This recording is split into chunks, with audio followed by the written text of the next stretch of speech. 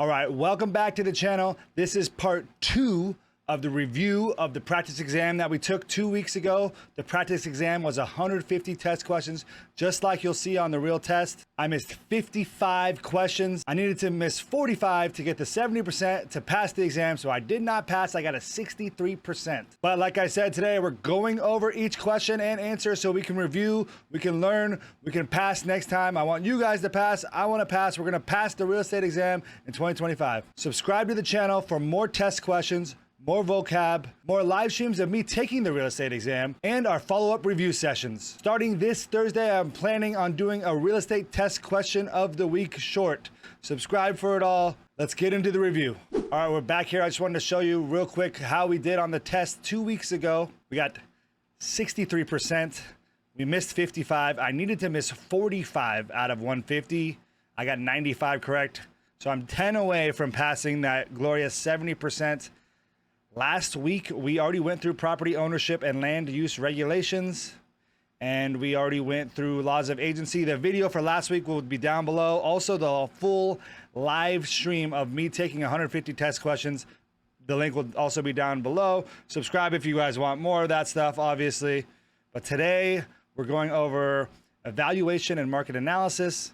There was 21 questions on the test for that. We missed 9 out of 21. We're going to blast through these. Because we missed so many, we just have to read them. We'll review them. Question 1, an investor buys an apartment building for $240,000 after estimating that it will have a net income of $40,000 annually. Which value principle is at work here? The correct answer was principle of anticipation. I clicked principle of investment. I thought it was an investment, but it wasn't. You need to learn the value principles. I think there's 4 or 5 of them. Rationale, value is created today by the anticipation of future benefits. And then the next question, when underwriting a loan application, a mortgage company is usually interested in which of these values? Correct answer was market value. I had selected market price. That was wrong. Rationale, the mortgage company needs to establish market value so it knows LTV position it is in. We got to figure out what LTV, loan to value. Yeah, that's probably it. Okay, market value, not market price. Next question, the subject property describes. The subject property describes. Correct answer, the property for which the value is sought. I put the property currently on the market. Incorrect. The rationale, the appraiser does not consider properties on the market. The subject is the property for which an opinion of value is sought, also called the base. So the base and the subject are the same, and it's opinion of value. Next question, reproduction costs likely would be used for which of these subject properties? The correct answer was a home built in 1759 where George Washington stayed. I put a weird old house for which there are no comparables. Okay, so reproduction cost is on unique historical buildings. So you just had, that's just like a vocab word. If you know what reproduction is in terms of real estate, you know it's cost on unique historical buildings. That one we should be able to get next time. We just try to get the easy ones and then try to get up to 70%, obviously. Next question, the 3 most important aspects of a house are, correct answer is location, location, location. I put cost, value, and marketability. Wow. Where the property is located alone can contribute value to the property regardless of size, style, or function. Okay. Location, location, location. You hear that a bunch. Next question, all of the following describe the inherent conflict between the appraiser and the listing real estate agent except. Correct answer, appraisers generally follow the wishes of the seller. I put what happens in a particular sale may not reflect market value. I didn't realize that it said except. I didn't realize that it said except all of the following and the listing range except. So that, yeah, appraisers generally do not follow. They just do, they're neutral. They're not going to follow the wishes of the sellers. Appraisers do not adhere to the wishes of the sellers and agents. They must maintain an impartial analysis of the subject property and not be influenced by these external factors that do affect the appraisal process. Agents generally estimate the fair market value of what homes may sell for in the future. Next question, if a property has been renting for $750 per month and based on comparables, the GRM is 110, What is the indicated value of the property? Okay, this was a math one that I had no idea. Correct answer, $990,000. Your missed answer, $68,000. So whatever math I did was complete. Like I was off by $900,000. Okay, let's check out the rationale and the math. The indicated value using a GRM, gross rent multiplier, is the monthly rent times 12 times GRM. In this case, 750 times 12 times 110. $990,000. Oh, so okay, the gross rent multiplier, okay. Okay, that, I mean, they made it seem real easy, but at the time I was like, this is a crazy math question.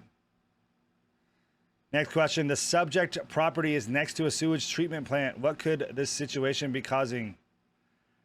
Correct answer was economic obsolescence. I put functional obsolescence. Economic obsolescence is a reference to a situation outside of the subject property that may affect the value on the subject property. Just another vocab one. You need to know what the difference between economic obsolescence, functional obsolescence, all the obsolescences. Get those ones right. Next question, which best defines highest and best use of land?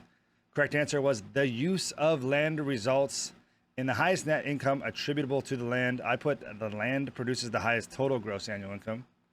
The highest and best use results in the highest net income attributable to the land rather than the total gross annual income. I was close, but it needs to be the highest net income attributable to the land.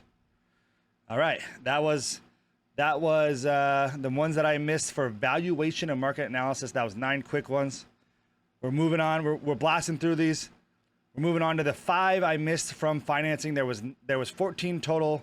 I got 9 correct and I missed 5.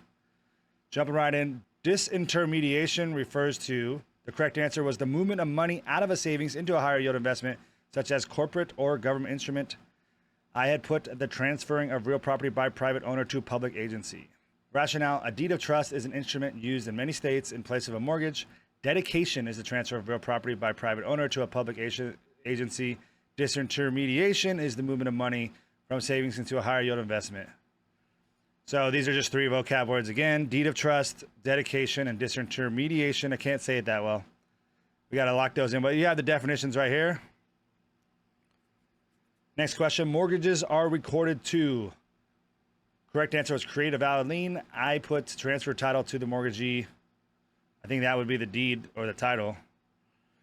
A mortgage is not a lien until it has been recorded. It still may be binding between the bank and the purchaser, but it would not create a lien on the property. Therefore, subsequent purchasers could not be held to have knowledge of the mortgage.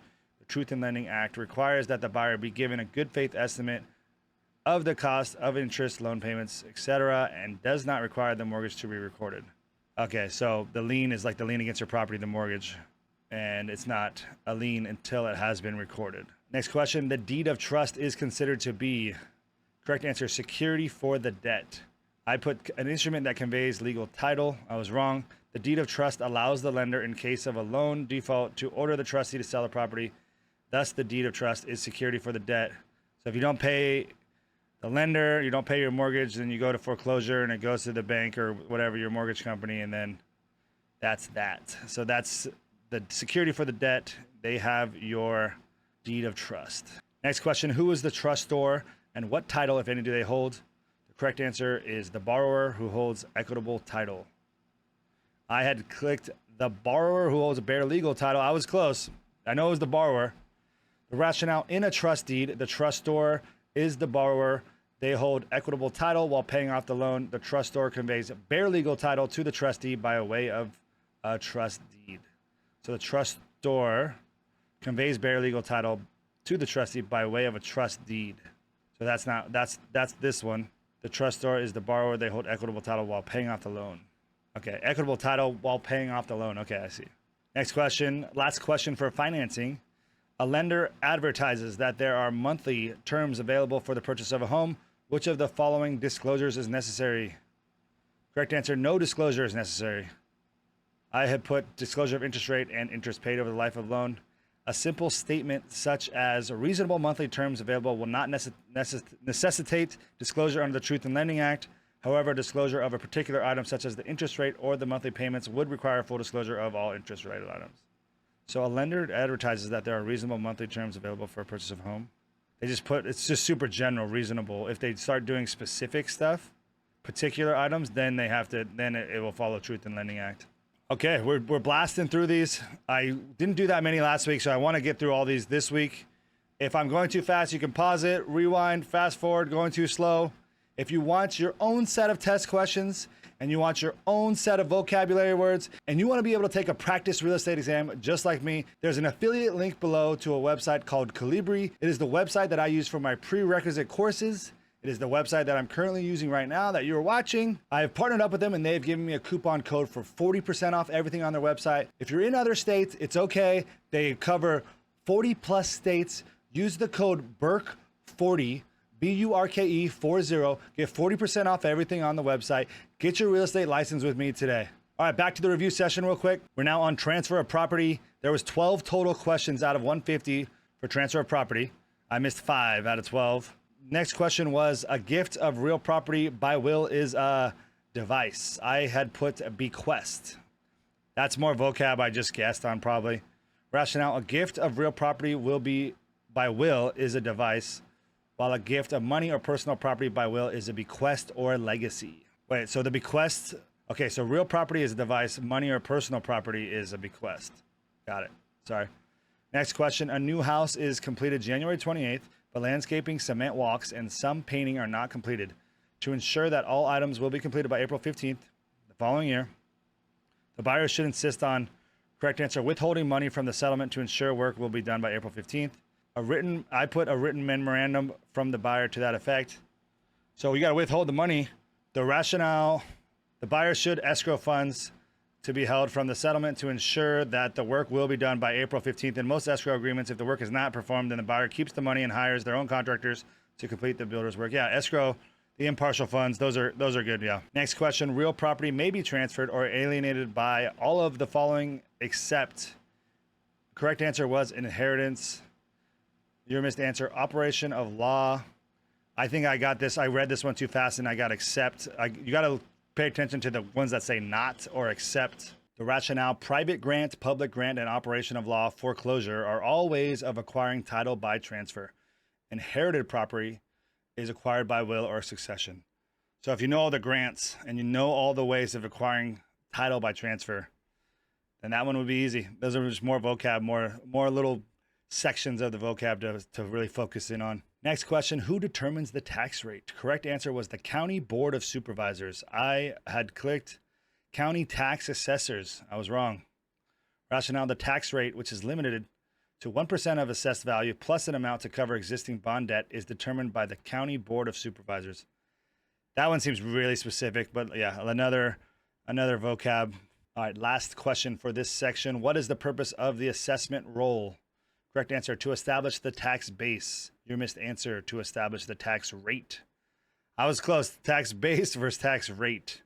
County tax assessors assess the value of all taxable property in the county every year. The annual assessments are then published in the assessment roll. Its purpose is to establish the tax base. So that was financing, or no, that was transfer of property. We did financing earlier. So this is the big one, it looks like. There was 37 total questions on practice of real estate and mandated disclosures. 37 out of 150. I got 20 correct and I got 17 wrong. I think this is the last section. We'll try to blast through it quick, but this seems like a really important section to study. It had the majority of the questions and I got the majority of them. I got 50-50 wrong basically.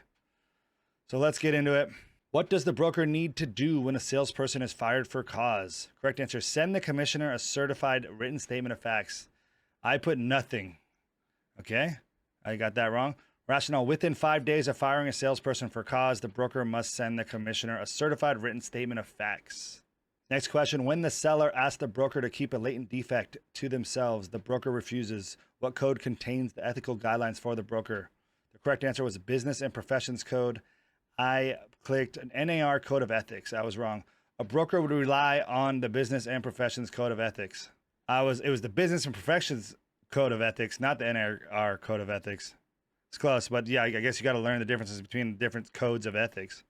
Next one, all of the following people need a license to practice real estate except Any trustee selling under a deed of trust. Your missed answer, a person paid to negotiate loans. As a rule, any negotiating or soliciting for a fee requires a license. So a trustee selling under a deed of trust would be just like, would that be sell by owner? Probably. And then I thought this was a mortgage officer, but I don't think mortgage officers need their license, but maybe they do. It's good to know. What does the Alquist-Priolo Act disclose? Correct answer was location of earthquake fault lines on a map. I click flood zones. The Alquist-Priolo Act requires the disclosure of the location of the earthquake fault lines on a map. My chat on the live stream actually helped me out and told me this one, but I already had gone to the next question, so I got this one wrong. But they were helping me out. If you guys want to watch the next live stream where I take another 150 test questions and practice for the real estate exam, subscribe to the channel. Should be happening soon within the next month. That'll be another 150 questions for you guys to study and look at. Next question, which of the following are untrue statements made without facts to back them up? Correct answer was a negligent misrepresentation. My answer was fraudulent misrepresentation. When an agent makes an untrue statements without facts to back them up, the agent may not be aware of this misrepresentation, but may still be liable. This is negligent misrepresentation. So if we kind of went over this. If they are aware, then it's fraud. If they are unaware, then it's negligence, basically. But they're both bad, obviously. Next question, how long does a landlord have to return the unused portion of a tenant's security deposit? Correct answer was 21 days. I thought it was 30 days. I guess it's 21 days. A landlord must return the unused portion of a security deposit within 21 days of termination. That might be a California-specific thing. This is the national plus California. There's only a couple California questions, mostly national, so it will help out everyone. The next question, what funds the Real Estate Recovery Fund? Correct answer, license fees. Your missed answer, state income tax. Okay. The Real Estate Recovery Fund is funded by a portion of license fees. So when you pay for your license, it is expensive, and it goes to the Real Estate Recovery Fund, some of it. The next question, a real estate broker presented an offer to a seller from a financially qualified buyer. Unbeknown to the seller, the buyer is the broker's sibling. The fact was not discovered until a week before closing. What option exists to the seller? Correct answer, cancel the transaction with no liability to the broker. Your missed answer, none. A broker can sell to relatives. Okay. The broker must disclose the material relationship between himself/herself and the sibling. If not, the seller can cancel the transaction and not owe the broker any commission. So you got to just disclose, yeah, hey, this is my brother. You still want me to try to help you out? Next question, what properties are touched and concerned with agency disclosure law? Correct answer was 4 family units or less. I had clicked all property. For sales and leases of more than a year of 1 to 4 family dwelling units, the agency disclosure is required. Okay, that was a generic one that I just clicked all property.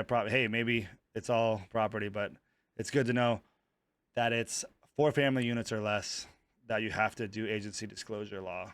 But next question, an agent advertises a property for sale for $120,000. When any potential buyer arrives for a showing, the agent says that the price has just been raised to $160,000. The agent is guilty of, correct answer, false advertising. Your missed answer, I put price fixing. The agent is guilty of false advertising, normally called the bait and switch strategy. There's no violation of any fair housing principles or discrimination based on race, which became a protected class in the Civil Rights Act of 1886. Price fixing and market fixing are illegal under the Sherman Antitrust Acts. So actually, it's not. Did they say it's illegal? They said it's not illegal, but it's the bait. It's just false advertising. It's the bait and switch. Don't do that. The laws that affect the licensing and conduct of real estate agents are called. Correct answer was real estate law. Your missed answer, agency law. This one was easy. I could have got this one. Real property law deals with land and its ownership. Real estate laws deal with agents and their conduct. That one was probably me just going fast. I remember going fast at the end. That's an easy one I can get next time. Next question. A contract to sell rural properties requires which of the following? Legal description was the correct answer. I put rural zoning map location. I think I guessed on that one. The sale of rural property must include a legal description of the property. Okay? That's just vocab. Legal description. What is it? What do you need it for? Which of the following is not an exemption under the Federal Fair Housing Act? Correct answer, a church selling its church grounds with the help of a broker. Your missed answer, a private club which, without the aid of a broker, allows only members to rent or occupy the rooms. This is one of those ones where it's accept or not an exemption. So I just went too fast and didn't read the not part probably. An exemption exists only if the property is for sale by owner. The sale of church property is exempt only if no broker is involved. Which of the following is a violation of the California Code of Ethics and Professional Conduct? The correct answer was telling a seller his or home is worth more than it is in order to get the listing. Missed answer, not telling a customer of a competing offer per seller instructions. The Code of Ethics and Professional Conduct prohibits agents from telling sellers their home are worth more to get the listing or telling buyers a home is worth less to induce them to make an offer. This seems like a violation too, not telling a customer of competing offer, but hey, they say this one's correct, so we got to go. This is for California only too. Like I said, there's a couple California ones on here, but most of them are going to be national too. All right, next question. Alfred and Allie buy a 10-year-old home and have it tested for radon prior to closing. The test results in an average reading of 4.8 PCI/L. Under federal law, is the seller required to mitigate the home? Correct answer is no, unless agreed upon in the contract between the buyer and seller. Your missed answer, yes, federal law dictates mitigation over 4.0. I just guessed on that. But there's weird radon questions. Just learn about radon a little bit, and you'll get 1 or 2 questions for free. There is no federal law regarding radon. The federal government recommends mitigation on houses that test 4.0 PCI or higher. However, the buyer and seller in their contract could agree to whatever guideline they wish. So I actually got it right. I mean, they test it for over higher than 4.0, but it's not law. And if they agree in the contract, then they can skip that. All right, looks like we have 3 more here. Next question. A salesperson, while soliciting a listing, tells the seller that they have a bona fide offer when in fact there is not one. The seller lists and an offer comes in from another brokerage which the seller accepts. Has there been a violation? Correct answer. The reference to the fictitious offer was a violation. I had put, although not recommended, it is not a violation. So it is a violation to make up a fake offer to try to, I guess, drive the price up. But the thing is, if they don't drive the price up, then you're sitting with the fake offer, and that's nothing. But so it is a violation. Don't do that. This behavior would be a clear violation of the California Code of Ethics and Professional Conduct. Next question. Last question for this section was a real estate mandate. An agent promises a seller that the listing will be advertised every week. The listing only makes it into 2 ads that month. The agent is guilty of which of the following? Correct answer was actual fraud. Your missing answer, negligent misrepresentation.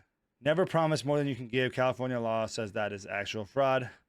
So we went over the difference between fraud and negligence is if you're purposely doing it, then that is fraud. So if you're purposely promising a seller, then that's fraud. Negligence would be on accident, but they're still bad. All right, the last section and it was on contracts, and there was 18 total questions. I actually got 17 correct contracts I'm good at, and I missed 1. So we'll go over the one I missed. The type of lease where the tenant pays an agreed upon a sum as rent and the landlord pays any other expenses is called, correct answer was gross lease. I had clicked net lease. In a gross lease, the tenant pays an agreed amount as rent and the landlord pays any other expenses such as taxes and maintenance. All right, that was the review of 150 test questions for the real estate exam in 2025. Let's get back into the classroom. All right, thanks so much for watching, guys. Please subscribe to the channel. We have way more test questions, way more vocabulary words. We're gonna pass the real estate exam in 2025. We have upcoming test questions of the week coming out every Thursday via short form. And we have another live stream scheduled, 150 test questions soon within the next month. Subscribe to the channel. Thanks again so much for watching. Have a nice day.